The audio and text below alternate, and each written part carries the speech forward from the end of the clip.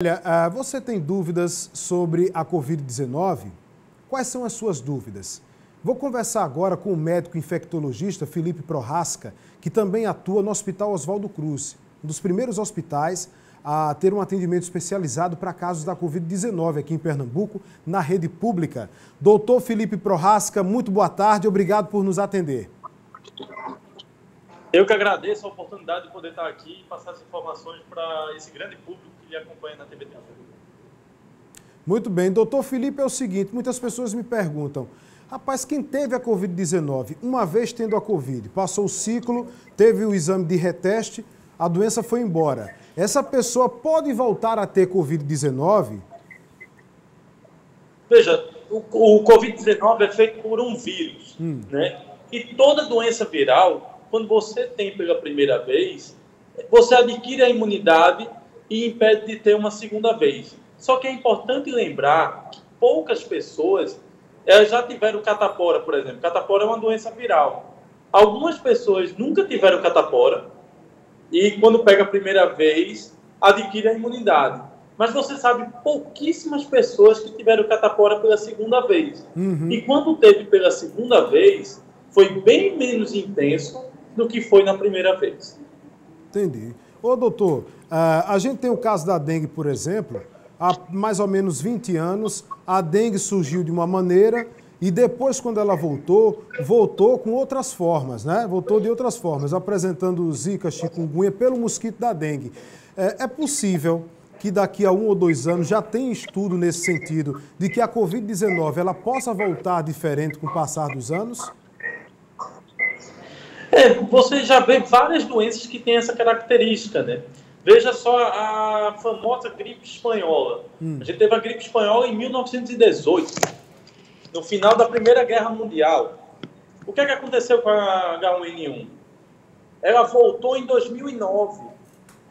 Passou 80 anos desaparecida, 90 anos desaparecida, só que nos últimos 10 anos a gente tem casos de H1N1 todos os anos. Ou seja, ela voltou e ficou, mas não na mesma intensidade que ela tinha há 90 anos atrás. Agora vamos fazer um comparativo, a dengue, como foi dita, dengue, zika, chikungunya. O problema da permanência da doença não é do vírus em si, o problema é a permanência do mosquito no nosso meio. Então é uma doença que infelizmente ela se persiste no nosso meio devido às condições de facilidade que o Aedes aegypti tem de se proliferar no nosso ambiente.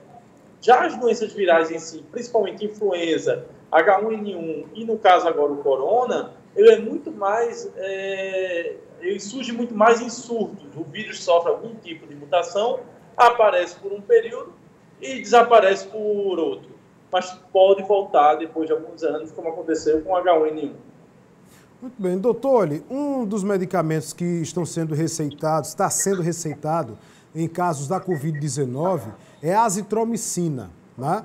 Agora, nem sempre os pacientes têm a receita desse medicamento, são receitados para o uso do medicamento, a depender da gravidade do vírus, né? No caso da azitromicina, quando é que se define que o paciente deve tomar e qual o efeito dele? Para que serve a azitromicina em caso da Covid-19? Tem uma série de medicações que vêm sendo discutidas para o uso na Covid-19. Veja que não existe nenhuma que está sendo possível para a cura ou para a melhora dos critérios como um todo. Não existe ainda aquele remédio mágico que serve para todo mundo. Não existe ainda um remédio que tem impacto para diminuir o número de casos e a sua intensidade de sintomas por aí. Mas o que existe, sim, é que cada medicação ela pode ser indicada para o paciente dependendo do estágio do sintoma e da intensidade dos sintomas. Então, não adianta você fazer azitromicina para todo mundo, hidroxicloroquina para todo mundo. Há necessidade, sim, de uma avaliação médica para você saber em qual estágio da doença você está, para saber qual é a melhor droga e o melhor benefício que você poderá ter naquele momento dos sintomas. Certo. E no caso da azitromicina, qual seria a função dele no organismo em caso de Covid, doutor? Qual seria a função? É para a capacidade pulmonar mesmo, voltar à funcionalidade normal?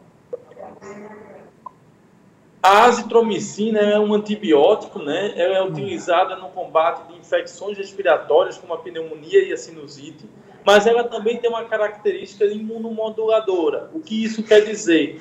Ela melhora a imunidade do epitélio pulmonar e diminui a sua capacidade de inflamação.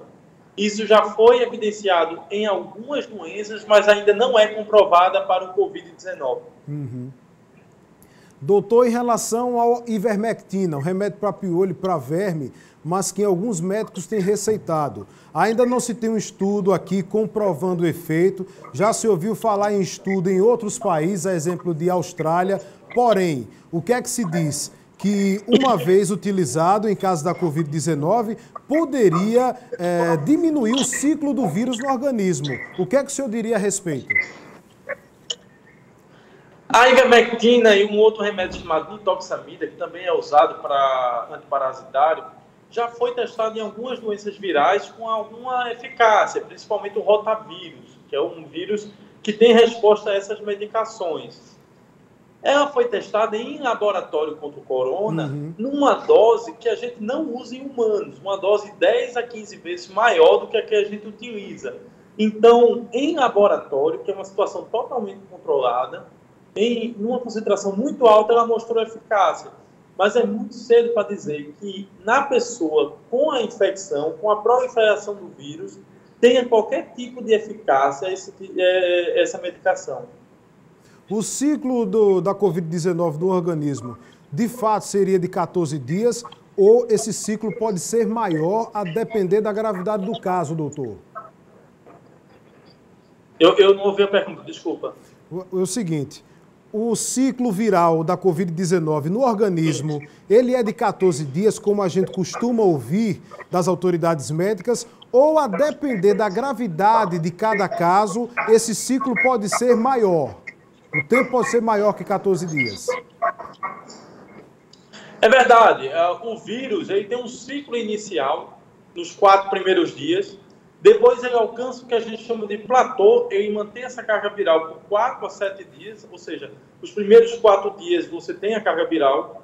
Tem uma estabilidade da quantidade de vírus no organismo até o 7º dia e depois tende a cair. Aí diminui a capacidade de replicação do vírus, mas aumenta muito a atividade inflamatória decorrente do vírus. E aí entra numa fase mais perigosa. É aquela fase que inflama, é a fase que mata. A dengue também é assim. A dengue você tem uma fase de 5 dias, que é da doença, mas ela pode virar hemorrágica do 6º dia em diante. O corona tem esse comportamento em alguns grupos populacionais, assim como a dengue também tem.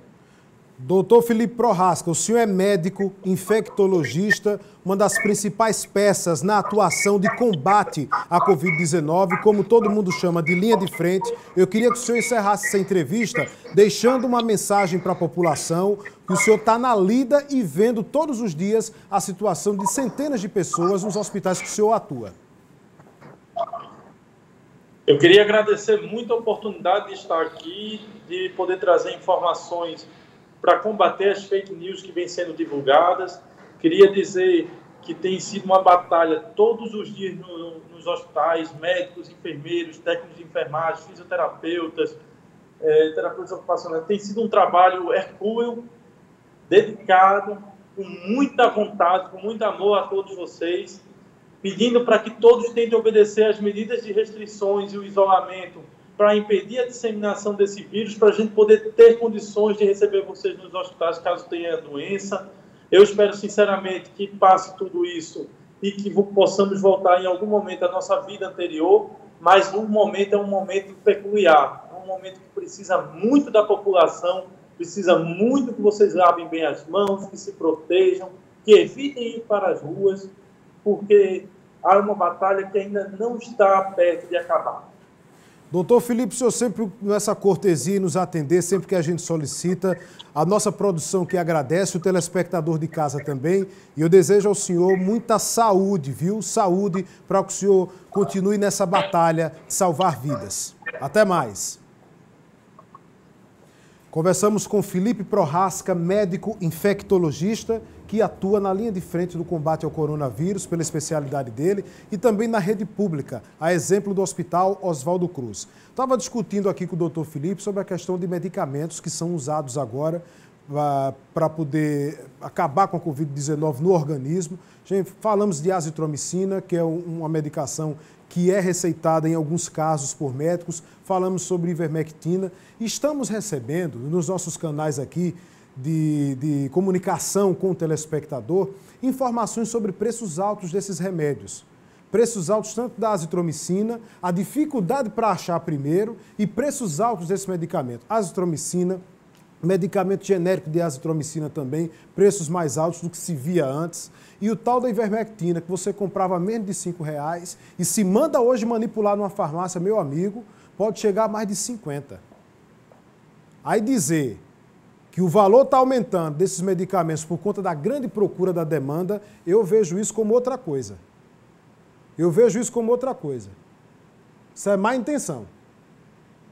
O povo muito mal tem dinheiro hoje para comer, pegando esse coronavírus, esperando a autorização para receber os R$600, quem está na fila do cadastro do auxílio emergencial.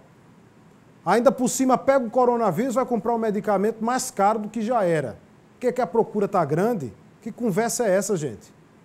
Que conversa é essa? No momento em que a gente fala de um esforço, de união e de ajuda, querer justificar por isso, preço de medicamento lá em cima, que é utilizado para esse tipo de problema, que ainda não tem uma vacina para acabar com essa doença, conversa.